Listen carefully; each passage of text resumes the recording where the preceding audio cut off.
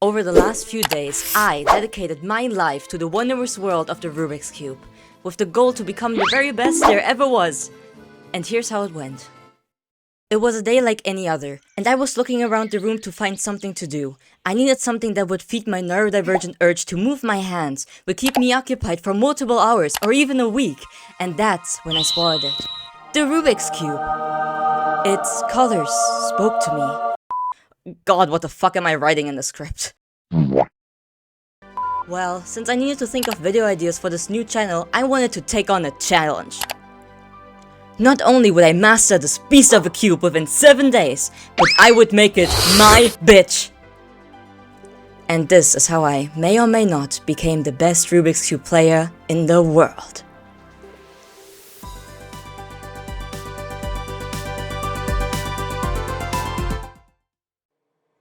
Day 1. On day 1, I learned how to solve the first and second layer of the Rubik's Cube.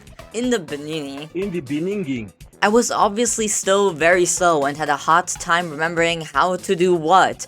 But luckily, I had a boyfriend who doesn't mind helping me out. I found that solving the second layer was for some reason very challenging, which we get to that point later. I also figured out that for some reason, my brain cannot comprehend the difference between yellow and white. Like at all. I kept seeing the colors and then just going, ah yes, bright, and then putting them in the wrong place. It's not that I'm colorblind, okay? I'm perfectly capable of seeing the difference. It's just like, I'm color stupid. So I went to the store called Teddy and bought my own Rubik's Cube, which is pastel colored because I'm a little cutie patootie. And of course, the red and orange look the exact same. I mean, look at this, okay? And I know that right next to each other, they look the same, but when I'm solving the Rubik's Cube, I'm supposed to be going fast, okay? I'm a little fast boy or whatever. I don't have the time to render in that information, and therefore they look the same. Every color is the same, color doesn't exist. Can you prove it? Yes, you can prove it. I already wondered that, like 2 years ago. On day 2, I practiced the first and second layer a lot, until I kind of got to doing it without having to ask my boyfriend every 2 minutes. Shout out to him for helping me film this, by the way. Love you. And then he showed me the third layer. And let's just say, if this was a video game, the third layer is the fucking end boss. See, the problem is that the third layer has multiple different ways to solve it, and through that there's multiple different shapes that you need to achieve, and the different shapes need to come after each other, and every shape has a different way to be solved based on the colors that are around it, and there's just so many ways, it's just really complicated. And my stupid ass was supposed to just remember all of them? Do I look like I can do that? The answer is no. The answer is no. No need to be nice here. But I knew that I couldn't just give up. I couldn't let myself finish this video by telling you guys that I gave up on day 2. I am not able to do it. I wanted to be the very best there ever was. And so, I instead practiced the first and second layer more. Okay, come on.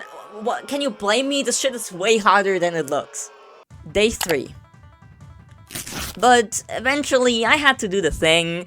The thing being trying to solve the third layer, so I sat my boyfriend down and wrote every little tiny step that you could possibly imagine down. It's 2 pages of just left side up, right side left, now do the veggie dance. Woo woo, H-O-T-T-O-G-O, you can take me hard to go. That's how you solve the Rubik's Cube. And after hours and hours of trying, I realized I cannot tell my lefts from my rights. I never realized that I struggled with this up until this moment. I felt like a little 3rd grader putting my hands out into an L shape just to forget which way around the L is supposed to be. So I kept making mistakes while following a step-by-step guide. I was losing my goddamn mind, if you couldn't tell already. This Rubik's Cube journey was supposed to be something fun, something I could enjoy, but now all it did was frustrate me. would this be the end? Would I have to scrap the video, give up, wave the white flag? No. It couldn't be. If I wanted to be the very best, I'd have to do it like Ash Ketchum. Even after you get beat every goddamn episode, you have to try again. If I wanted to become the master of the Rubiks, then giving up wouldn't be an option. I had people depending on me. I needed to do this. So I prevailed. Through all of this, I did not give up. I solved day and night. I solved like I never did anything else. And I realized that I wasn't fighting the Rubik's Cube, but my own demons. And I wasn't going to let them win. Day 4 to 5. I didn't do shit. Okay, I'm sorry. Sometimes you gotta take a little break and I'm just a little guy. And it was my birthday. So I celebrated my birthday, leveled up if you think about it, and managed to feel guilty about not doing the Rubik's Cube. No one's forcing me to do this, but if you're still watching, it's worth it to me. So hey, at least there is some point in it, right? I'm not doing this for nothing. Day 6. You probably expected that I didn't do anything, which is nearly true. At 8 PM at this day, I decided to return to the spectacle, to finally finish this. And as if my fingers had finally decided that yes, I can solve it, suddenly I was remembering how to do this, and I managed to solve it without any help. And then I didn't manage to. And then I did it again. And then I messed up again. Turns out that this is another issue that you keep running into when mastering this hell of a cube. Once you have everything down, you keep messing up. This is about persistence. It's about accepting small defeats to come out on top at the end. It's like when you work out, and on the next day your legs hurt. A small pain is nothing against long-term winning. And winning, I will be. Day 7. On the final day, I was unstoppable. I was solving cube after solving cube. We actually had a Hexen 1733 session, which for the non-nerds, kinda like D&D, but don't tell anyone I said that. And I did nothing but solve that dang cube. Again, and again, and again, for hours. I made it all count. And now, we will see if it has been worth it.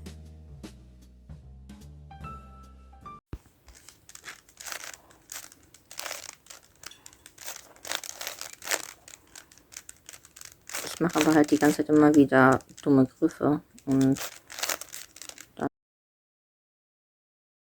ist okay, aber ist halt nicht so cool, ne?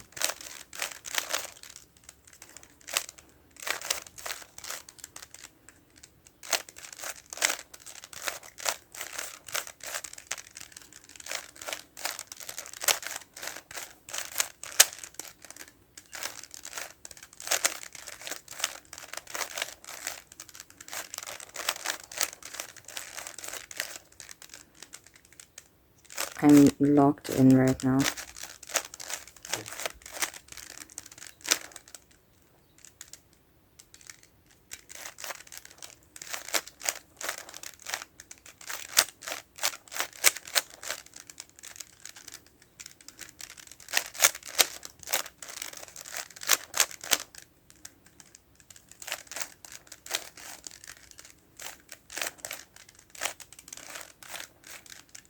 Fertig. Oh, 1 Minute 12.